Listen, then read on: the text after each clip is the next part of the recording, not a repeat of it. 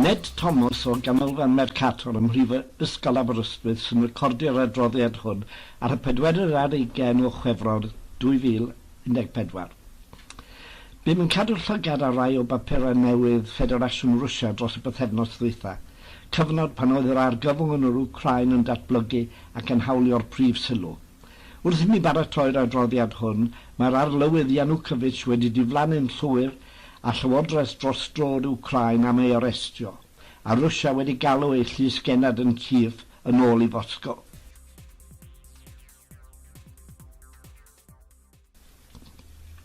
Dyma'r tri papur y bym yn ei dilyn: Komsomolskaya Pravda, papur dyddiol cenedlaethol sydd â'i chalchrediad gyda'r mwyaf yn Rwsia, ac yn adlewyrchu safbwynt gwlatgarol heb fod ymhell o safbwynt plaid Vladimir Putin. Yn ail, Nova Gazeta, papur ag enw da ymhlith deallusion Rwsia am ei hannibyniaeth barn, ond sydd â chalchrediad llawer llai. Mae'n perthyn yn bennaf i Alexander Lebedev, sydd hefyd yn berchen yr Evening Standard yn Llundain, ac mae'n rhannol perthyn hefyd i'r cyn-arlywydd Mikhail Gorbachev. Tair gwaith o'r wythnos mae Nova Gazeta'n ymddangos ac mae Lebedev ei hun yn sgrifennu colofn yn y papur. Yn drydydd, Argumenti Facti, sydd yn bapur o sylwedd a gwennol ganol y ffordd yn herma Rwsia o leia. Wythnosolyn yw hwn, ond ar y we, lle bym i'n darllen y papurau hyn i gyd, yr oedd modd 3 fel papurau dyddiol, gan ei bod yn diweddaru'r newyddion yn gyson a'r newyddion o'r Wcrain o funud i funud.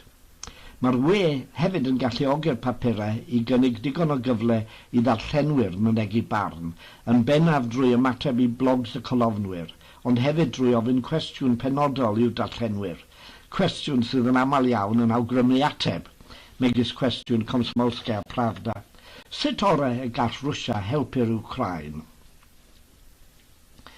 Roedd cannoedd wedi ymateb i'r cwestiwn hwnnw, a'r ystod yn amrywio o cadw'n glir o'r Wcrain, lladdwyd digon o'r hogian Afghanistan a Chechnya, ac ar y pegwn arall, mae'n bryd i Rwsia ymosod a chipio'r Wcrain o ddwylo'r ffasgwyr. Tra bod y colofn y newyddion yn cadw at y digwyddiadau cyfoes gan bwysleisio'r anhrefn yn yr Wcrain, mae llawer o'r darllenwyr a rhai o'r colofnwyr yn cofio'r gorffennol. Bydd rhai Wcrainiaid yn ymladd gyda'r Almaenwyr ar ddiwedd o'r Ail Ryfel Byd ac yn wir wedi parhau i frwydro tantiau 1950. Roedd un colofnydd yn gweld y protestwyr presennol fel etifeddion y garfan honno. Roedd darllenwyr eraill yn gweld dadl dros y myrryd, ond dim ond yn nwyrain o'r Wcrain, mwyn amddiffyn y werin Rwsieg ei hiaith, ac rwy'n tybio byddai hyn yn boblogaidd gan lawer yn Rwsia. Yr ofn yno yw y bydd llywodraeth newydd yn yr Wcrain yn fwy ymosodol cenedlaetholgar nac erioed, ac yn wir ddoe penderfynodd y Senedd yn Kiev diraddio statws y Rwsieg o fewn y wlad. Ond hyd heddiw'r unig wleidydd a ddyfynir yn galw am i Rwsia ymosod ar yr Wcrain yw Kadyrov, y troseddwr yn erbyn pob hawl dynol sydd i gael a benodwyd gan Putin yn bennaf ar Chechnya. Mater o hunaniaeth ac ymlyniad yw'r iaith yn yr Wcrain yn hytrach na mater o ddiffyg cyfathrebu. Mae'r Wcraineg a'r Rwsieg yn ddigon agos at ei gilydd i fod yn ddealladwy i bob pwrpas ymarferol. Fe werthir o wasg Rwsieg yn yr Wcrain, ac yn wir mae rhai o bapurau Rwsia yn paratoi fersiwn arbennig ar gyfer yr Wcrain fel y gwnaw rhai o bapurau Llundain yn yr Alban. Wn i ddim lle yn union yn yr Wcrain mae gwerthiant bapurau Rwsieg, ond ni fyddai'n broblem fawr i siaradwyr yr Wcraineg ei darllen. Beth bynnag yw'r rhaniadau o fewn yr Wcrain, prin fod y darllenwydd yn Rwsia yn gweld yr Wcrain fel gwlad estron o gwbl. Chwarter canrif yn ôl, roeddent i gyd yn byw yn yr un wlad. Mae llawer o Wcrainiaid yn dal i weithio yn Rwsia, ac mae llawer o Rwsiaid a pherthnasau ar ochr arall i'r ffin. Mae hynny'n wir wrth gwrs am y gweriniaethau eraill bu unwaith yn rhan o'r Undeb Sofietaidd, ond mae Rwsia, yr Wcrain a Belarus a pherthynas agosach o lawer, gan ei bod y gyd yn wledydd slaf ac yn siarad ieithoedd agos iawn i'w gilydd. Canlyniad hyn i gyd yw nad oes angen i'r wasg Rwsieg esbonio pethau elfennol am yr Wcrain i gwleidyddiaeth a'i deryddiaeth ieithyddol fel y mae'n rhaid i'r wasg yn y gorllewin ei wneud. Mae pawb yn deall y pethau hyn yn barod. Pan ryddhawyd Yulia Tymoshenko cyn arlywydd o'r carchar, sylwodd o wasg Rwsieg mae'r peth cyntaf wnaeth oedd mynd I Kiev a gwneud araith wleidyddol, a dim ond wedyn ymweld â'i mam sydd yn ddifrifol wael ac yn byw yn Dniepropetrovsk.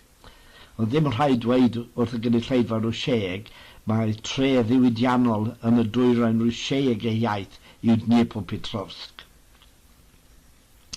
Heb yr esbonio ar dehongli a welir gan y hebwyr Prydain, yr oedd yn rhaid I mi ddysgu darllen rhwng y llinellau.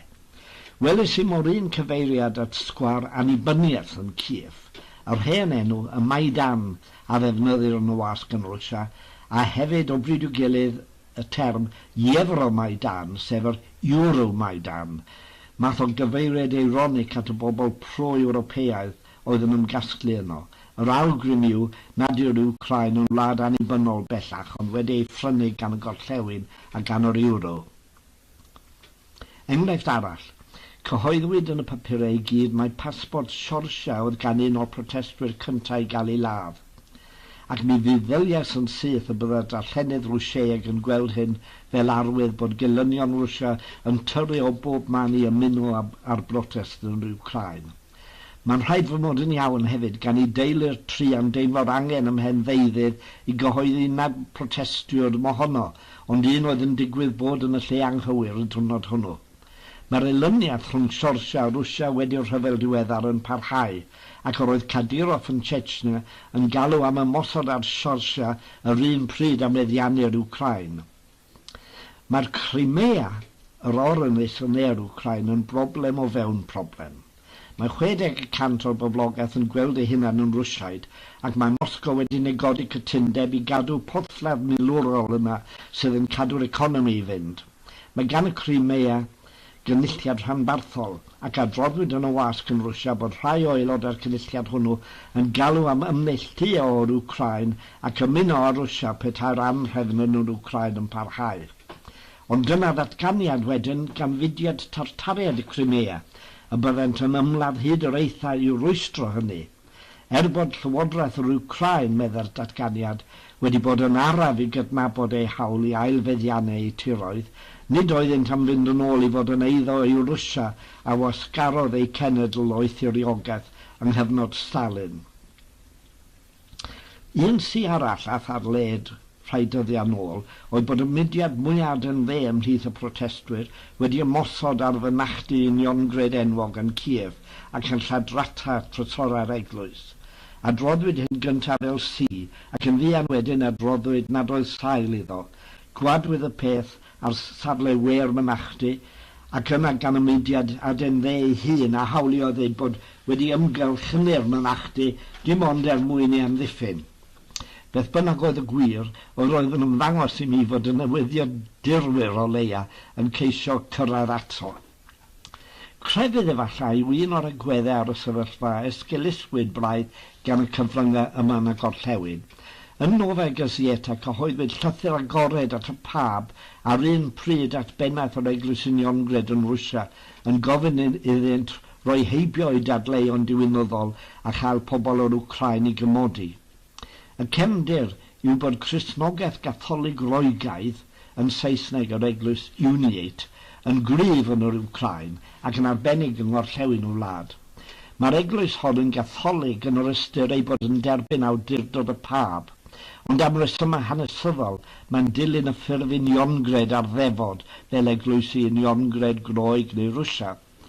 Ynyddi ar Undeb Sofietaidd bydd erlyd yn drymach hyd yn oed ar y Catholigion nac ar yr eglwys uniongred oherwydd ei bod yn ddarostyngedig I ganolfan yn y gorllewin.